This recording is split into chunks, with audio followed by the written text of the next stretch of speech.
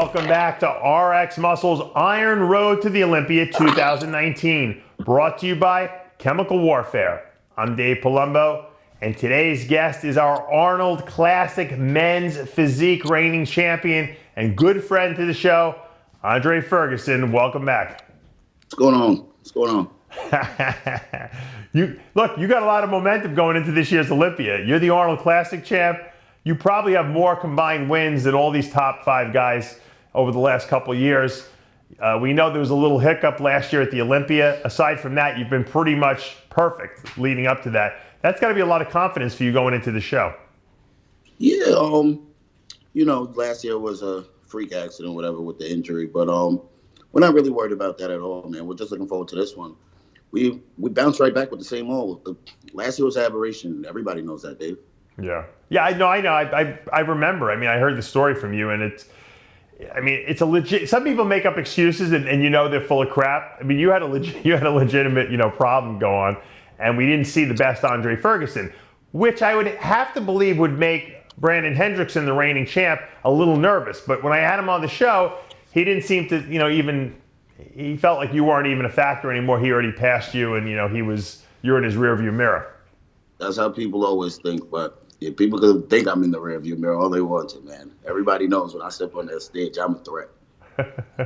Well, you said it when I interviewed you before the Arnold. I had asked you about Raymond Edwards because, he was a guy who was, second at the Olympia. And, theoretically, even though you really hadn't lost to him aside from the Olympia, theoretically, he was a guy who was, could have been considered the favorite for the Arnold. And you said, I'm not going to lose to him. And even though, and I know you guys are good friends. And you beat him at that Arnold, which proved that when you make predictions, you're usually not wrong, which I have to say, not many people really fit that category. Most people make predictions and they're always wrong, I got a perfect score in that show, Dave. Yeah. So I didn't show up to the show to win. I showed up to the show to annihilate everyone. Like, that's how I prepped for that show. Mm-hmm. That I was really, I was focused to a whole nother level for that prep. It seems as though when you give 100% effort, and which you've been doing over the last 2 years or so, no one can beat you. The only person who can beat you is you can beat yourself. And I think it seems like that's what happened at the Olympia. Go over the last 2 years, Dave. Who's really beat me? Nobody. Yeah. In the last 12 shows, Dave, I probably not got first place 2 or 3 times. Yeah. And all those guys that are in this show, all them guys were the guys I was beating. Mm-hmm. I got beat last year at the Olympia for the first time in 2 years because I was totally off due to the injury. Right. And then what happened after that? I went right back and reeled off another 3 wins. Yeah. No, you're right. There is something they called. don't know what it is. Right. But there is something called the mystique of Mr. Olympia. Mr. Olympia seems to have an edge over everyone else because you have to really knock him off his pedestal to beat him. Now that Brandon is in that driver's seat, I mean, do you have enough firepower to knock him off if he comes in at his best? Dave, I beat him at his best multiple times. It's not far-fetched, Dave. Right. And do you think when you're only a one-time champion, you still have to really prove yourself that it wasn't a fluke that you won. So I feel at least that this year's show is kind of wide open in the sense that who's ever the best guy is going to win this show. They're not going to be giving any favors to anyone. Oh, hell no. And the second one's harder than the first one to win, Dave. It's always harder to repeat than it is to win the first one. Yeah. Then the third one seems to get easier, it seems like. Because the third one, it starts solidifying you. And then if you get 3, Dave, you're kind of in a position where you can just reel them off now because they're expecting you to win now. Right. So what are we going to see different? In other words, you were so good at the Arnold, I wouldn't even change anything. What are we going to see different? Are you going to make changes? Are you going to be bigger, smaller, harder? What did you decide after analyzing the way you look that you had to make improvements on? It's a good question, man, because in my opinion, that was one of the best physiques I ever stepped on a men's physique stage, that Arnold package. Yeah, I agree. But when I look at the pictures and I look at the videos and all that stuff, Dave, I see the good things, but I really don't see too many of the good things. I see the bad things. I'm always looking at the negatives in my own body because if you ain't getting better, you're getting worse. So this show, I'm going to say I'm definitely leaner than I was for the Arnold. Like the Arnold, I was hard as a rock and dry to the bone. So I'm bigger than the Arnold now. I'm a little bit leaner than that. We'll see how it shakes out, Dave. We'll see. Yeah, obviously we've been friends for a long time, so I'd love to see you win that Olympia fight. It's the only title you haven't gotten at this point, so people would love to see you. And you know what? It makes for an interesting, showdown at that Olympia, because you got Ray, who was second last year. You got Brandon, who's now the champ, and then you, who've beaten all these guys, but were off last year. So everyone wants to see, well, who is the best? Because we haven't seen everyone at their best at one show, and unfortunately, it seems like no one ever shows up at their best. It always seems like there's someone who's off. You can never get everyone at their best. Right. And, I had a conversation about that the other day, about how the old, like the 80s and 90s bodybuilders, like the Chris Cormier and that era. Yeah. Yo, dude, all of them looked fucking great every show, Dave. I know. I look at the videos and I'm like, how'd they pick the winner? Flex, Chris, Nasser. All of them looked great every show, Dave. Yeah. Andre, you're one of the few guys who really is making a living from this sport. I mean, you have a lot of endorsement contracts. I know you have Condemned Labs. You have what's the Dark Sport is your clothing sponsor. You're selling millions of pairs of board shorts for them. You're living the life, and you're smart, because you know what? A lot of guys try to start their own thing. You're competing, and you're focused on competing. And you know what? You're content in representing other companies now and getting paid for it. I think that's a smart move on your part. I think a lot of guys take on too much responsibility while they're competing, and then they can't focus on competing anymore. To run a business, it takes a lot of energy, Dave. And for it to be great, it takes even more than just a lot of energy. And you can't run a business and be a great competitor at the same time.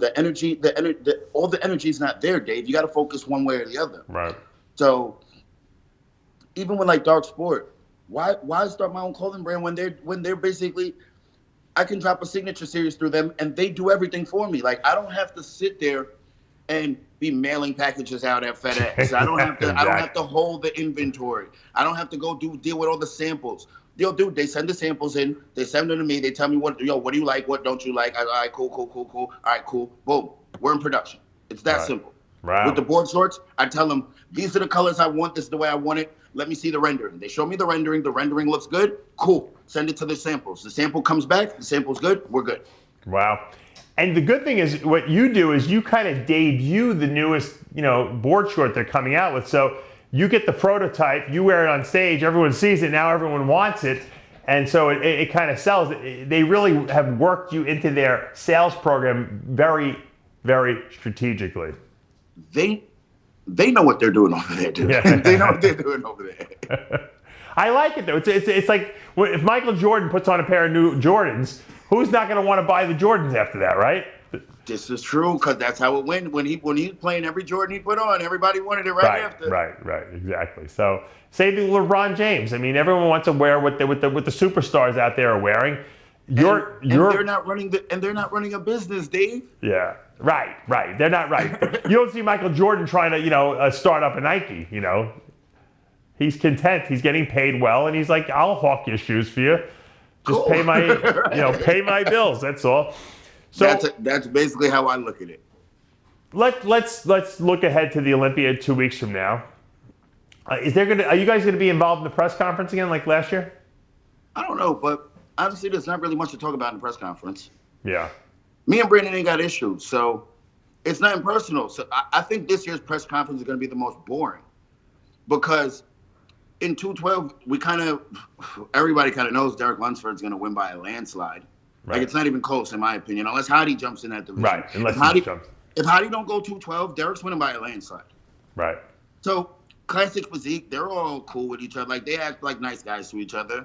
The Open, you don't have Phil, and you don't have the returning winner, Sean Roden. So, it's like, sure. The press conference just kind of... Well, you got Dexter. Dexter's always fun for the press conference. He's but got... Dennis James be backstage trying to egg us on. Like, he'd be looking for the... He'd be looking for us to talk shit on him. But, honestly, there's no bad blood. Like, there's no bad blood from me, I can say. Right. I don't know about everybody else. So you're calm. You're calm now. You don't have anything bad to say about anyone anymore. Yo, dude, Dave, I worry about my money, bro. That's all I really care about. I hear you. with the competing, yeah, I'm here to win every show, but dude, I get way too much money to be bickering with people, bro. Why do you think that you're the most deadly guy on the circuit now? Ray obviously is taller than you, slightly bigger structure. Brandon and you, in my mind, match up very well. Why are you the best of those three guys? In my opinion, man, I'm the most complete. I have detail that people don't have. I have lines that people don't have. Yeah. I have a special core. Yo, just looks pretty, Dave. That, like George says, bro, your shit just looks pretty. I love your brutal honesty, Andre. Right. That's why I love talking to George you. says, bro, your shit just looks pretty, bro. Yeah. You have confidence in yourself, but you also are able to back it up. Jay, if you ever ask Jay Cutler all the years he was winning the Olympia, who's winning the Olympia, he didn't even hesitate. He said, me, and that's all there was to it. He just always believed it. And I think that, when you have that strong mindset like that and you believe in yourself and you do the work, you got to do the work too, obviously. I believe in myself, Dave, but the confidence comes from, I have the most wins in this division, Dave. It's not by accident. Yeah. I have all of the titles, all of the big titles, Toronto, Miami. I have them all besides the Olympia. I have 2 Arnolds. I have all the titles, Dave. The confidence comes from the package because I'm winning. Yeah. I beat these dudes numerous times over and over and over again while they were on. It's not, how can I feel I can't beat them? Right. Did it feel weird for you not to be competing the whole year? I mean, I know you hit a few shows in the beginning of the year. You won the Arnold, obviously, but was it weird for you to kind of take a break before the Olympia? Because that's something you don't do. Dave, I competed till June. You did, right? You did do it, right? I did Puerto Rico in June. I forgot you did Puerto Rico. I forgot. You're right. It was because I kind of did the under the radar shows. I didn't do the big shows, so it didn't seem like I was competing. Andre planned his vacation around his shows. Yeah, exactly. I'm going to go to Puerto Rico, and I'll win that, and it'll pay for my vacation. It's back. The rules have changed again, right, Dave? So it's back to winning you're in, right? Yeah. So now, it's funny because I heard someone was telling me that Jim was telling them, oh, yeah, Dre's going to make a bunch of people pissed next season because, he loves to compete. It's because it's going to take spots from people. Right. I like that. It should. So do I. So we all do. So, yo, Dave, who wants to see 40-something people at the Olympia? I don't. I hate that. Matter of fact, I suggested that they do an elimination round several years ago because I thought there was too many guys on stage. And they now took they're it back doing out, it. Dave. They took it out. They put it in and took it out the rules. Oh, it's not going to be held next year? No, everybody goes to prejudging, and then top 25 gets selected to finals.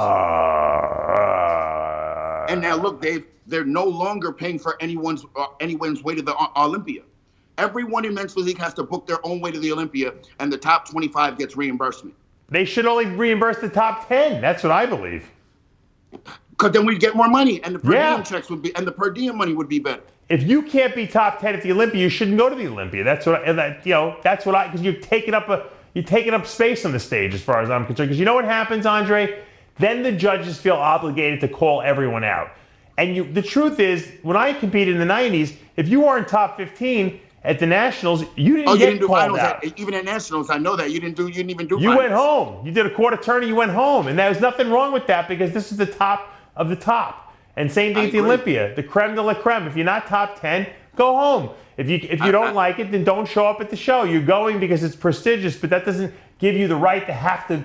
In other words, it's not Little League. You don't have to play. Thank you. But look, I kind of get why they have that amount of people. Because we have the most shows, Dave. It's the lowest sanction fees. So because it's the lowest sanction fees, there's the most pro shows. Because to have a pro show and have bodybuilding, you have to pay the sanction fees plus pay out the bodybuilding checks. Prize money. Yeah. Don't nobody want to do that. If I'm a promoter, I'm like, cool, listen, we're going to get men's physique and we're going to get bikini because that shit is the cheapest out of everything. And we got to pay them nothing. And they're going to come and they're going to bring the fans to the show. Dave, trust me, I know what they're doing. Yeah. It's all about, it's well, it's a business. It's a business. Money. Let's face it. That's what it's about. Yeah. It's a damn business they're running, Dave. I agree with you, though. Top 10 at the Olympia.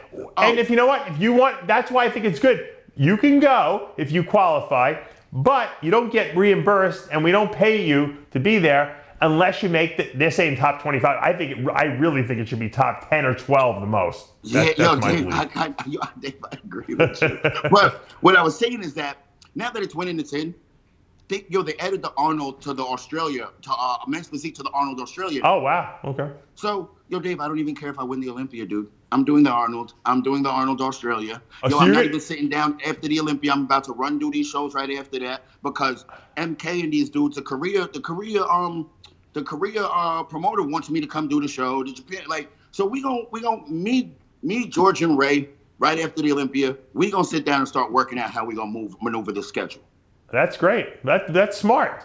I think we move as a unit with the schedule, Dave. Brandon told me that he did so well financially from doing that show over in the Asia there after the Olympia and winning that. Dave, they paying like 8 bands cash, Dave. Yeah, I know. That's and they great. even giving you a check. They letting you leave out of there with the cash. Oh, really? They give you actual physical money? They letting you they letting you leave out of there with the cash over there, Dave. How did you get there? When you got on the airplane? Would you shove it in your underwear or something? I don't know what they doing with it, but hey.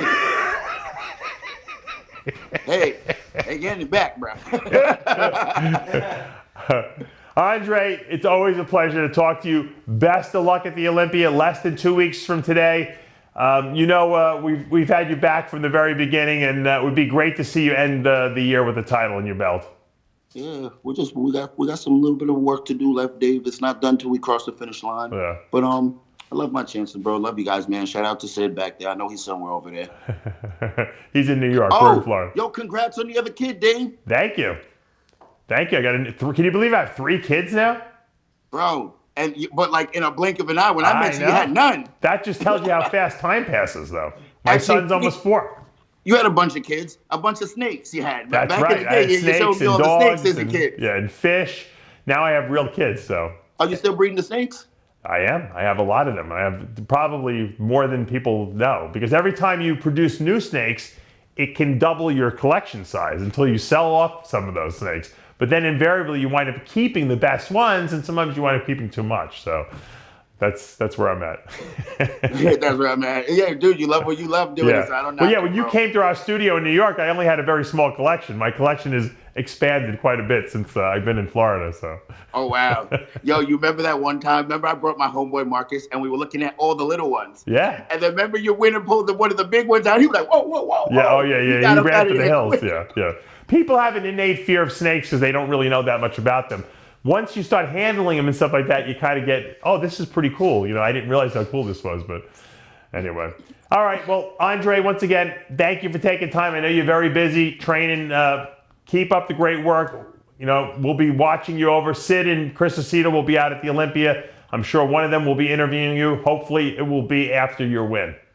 Appreciate you guys, man. All right, man. And guys, that's going to take us to the end of another episode of RX Muscle's Iron Road to the Olympia 2019, brought to you by Chemical Warfare. I'm Dave Palumbo. We'll see you next time.